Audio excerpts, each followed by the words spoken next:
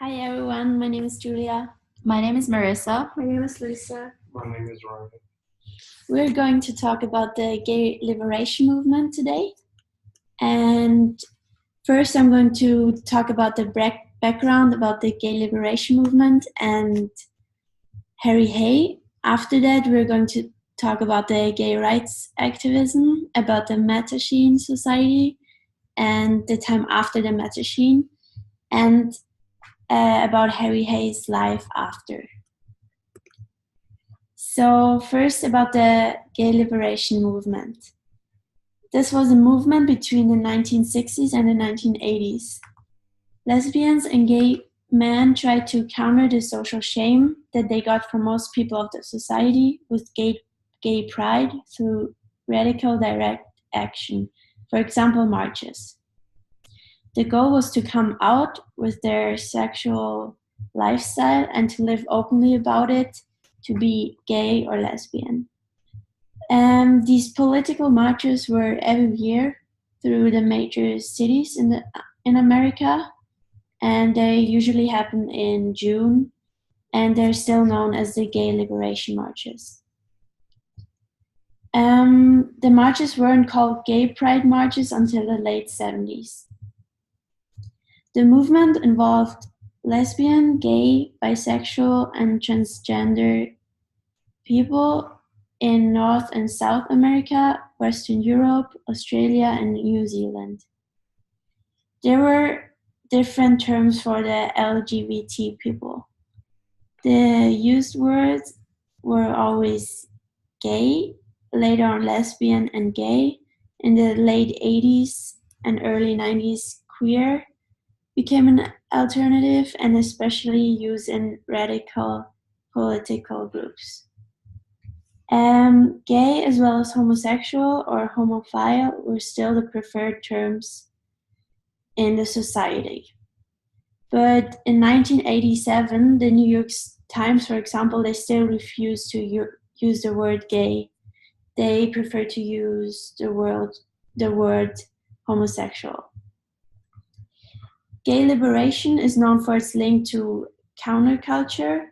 That means that is a subculture whose behavior, values, and norms differ from the norms and values of the rest of the society.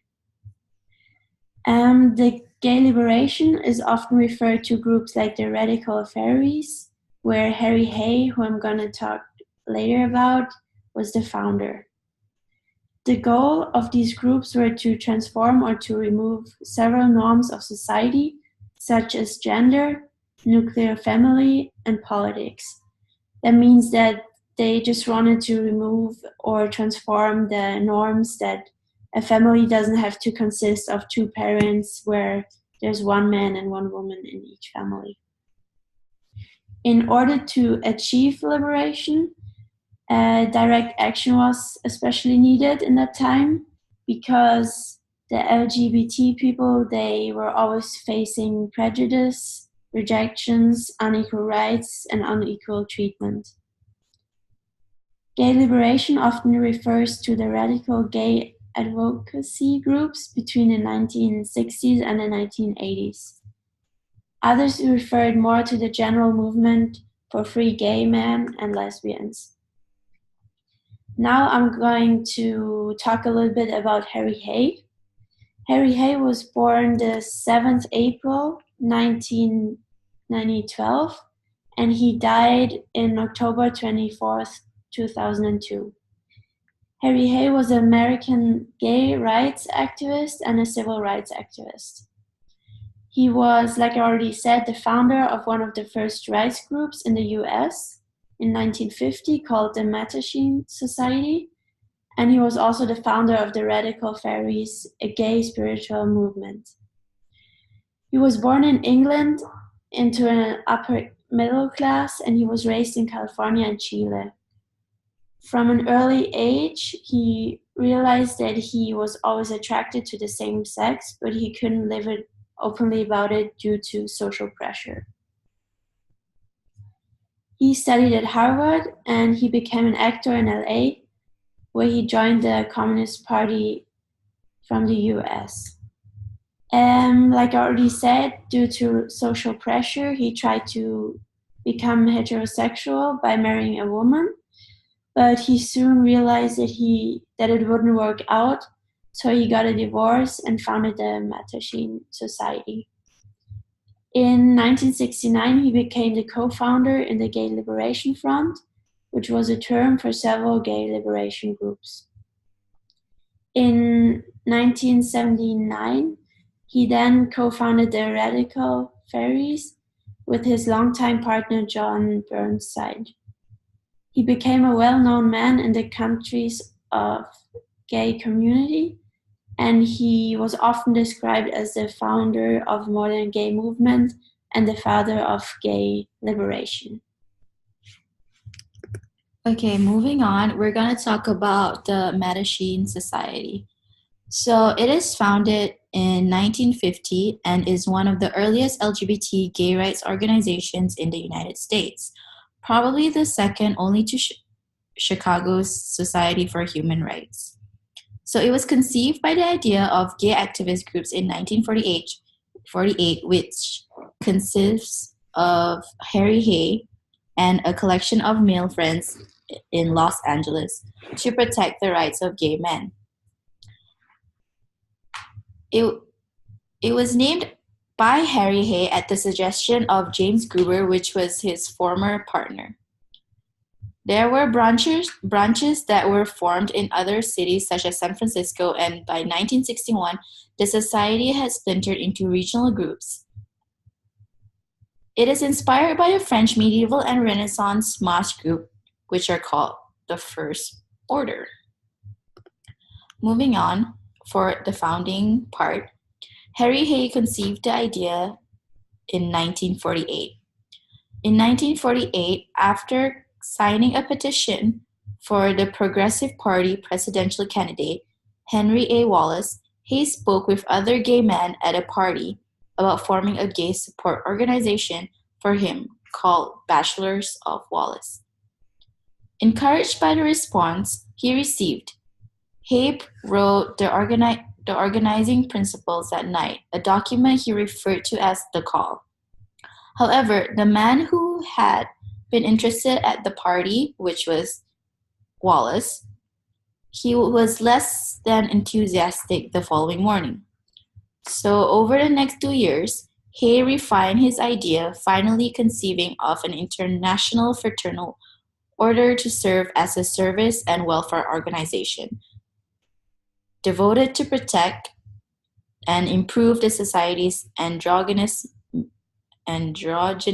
minority. He planned to call his organization Bachelors Anonymous and envisioned it serving a similar function and purpose as Alcoholics Anonymous. In July 1950, Hay met Rudy Gernrich, which is his partner. They both became partners, and Hay showed Gernrich the Call. Gernrich, declaring the document the most dangerous thing he had ever read, quoted him, became an enthusiastic financial supporter of the venture, although he did not lend his name to it.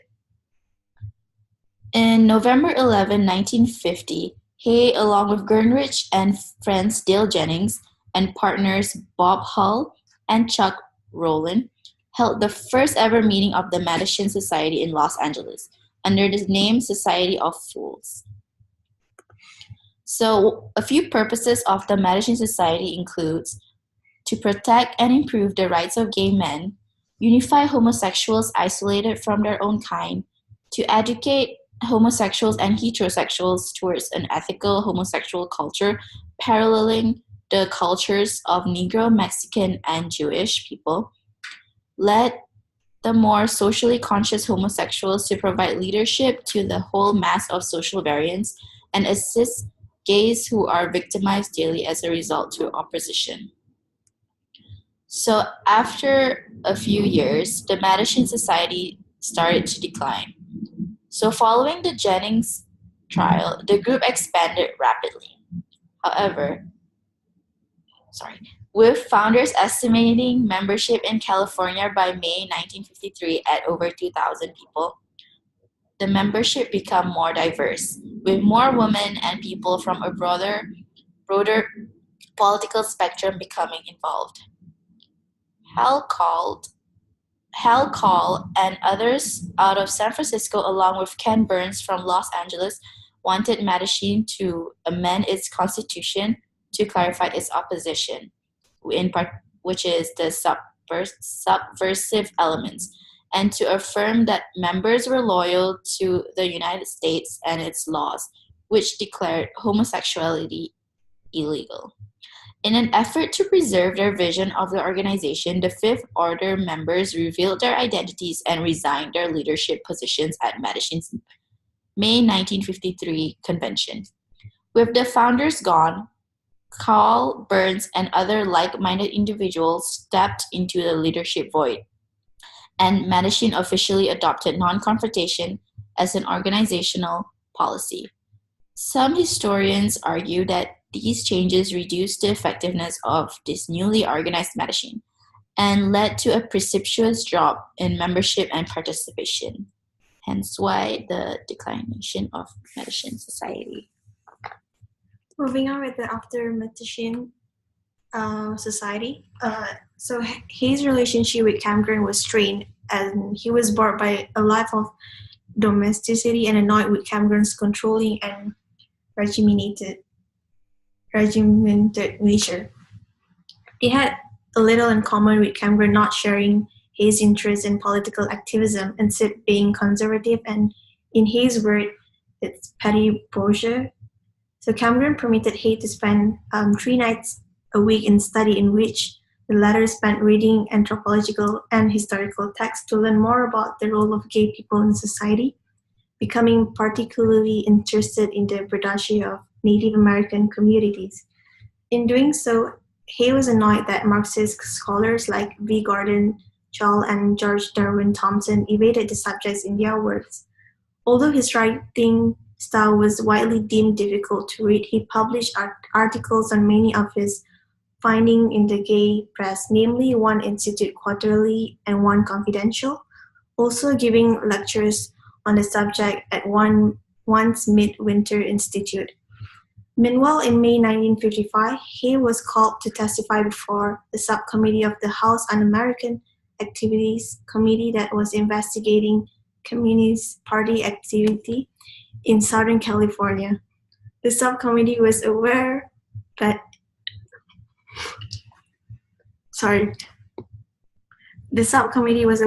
Hay was a Marxist, and as such, he was investigating Communist Party activity in Southern California. The subcommittee was aware that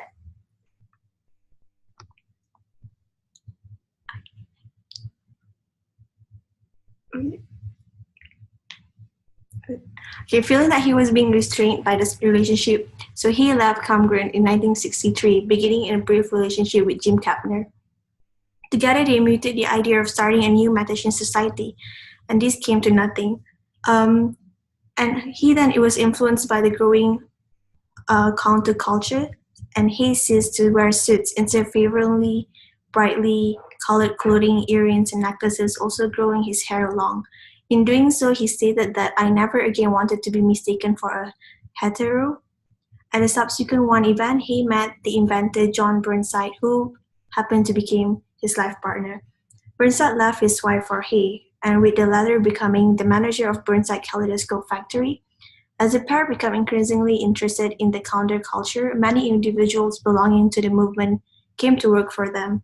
Moving to downtown Los Angeles, together the pair created a gay brotherhood called the Circle of Living Friends in 1965, although they would frequently be the only members of it. As a circle, they participate in early homophile demonstrations throughout the 1960s and helped establish the North American Conference of Homophile Organization in 1966. They were fascinated by spirituality. They regularly attend events of the Council on Religion and the Homosexual, and despite his anti-military stance, he became the chairman of the Los Angeles Committee to fight exclusion of homosexuals from the armed forces. Taking part in the group motorcades protests through the city. He attempted to gain greater visibility for the gay right causes, and he also made a few appearances on local media such as The Joey Pine Show.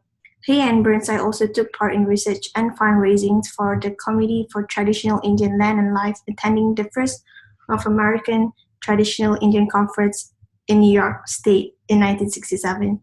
In June 1969, the Stonewall riots in New York marked a move toward a more radical and militant approach among gay rights activists.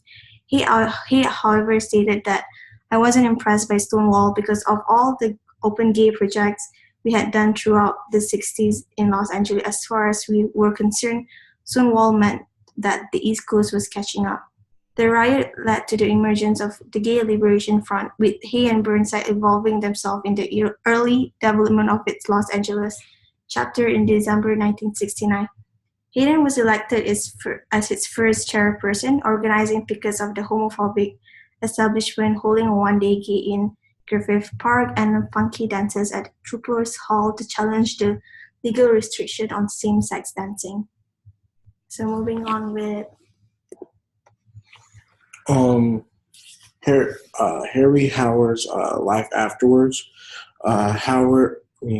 Harry involved himself into the foundation of the LGBT community in the fight of homophobic violence in North New Mexico. In June 1977, they held the first gay pride parade in Albuquerque, New Mexico. In 1978, Harry teamed up with Don Kay and Mitchell L. Walker to co-host the annual conference of the Gay Academy Union that was held at the University of Southern California in Los Angeles. After the conference, they moved to New Mexico to Los Angeles. During this time, he was married to John Burnside.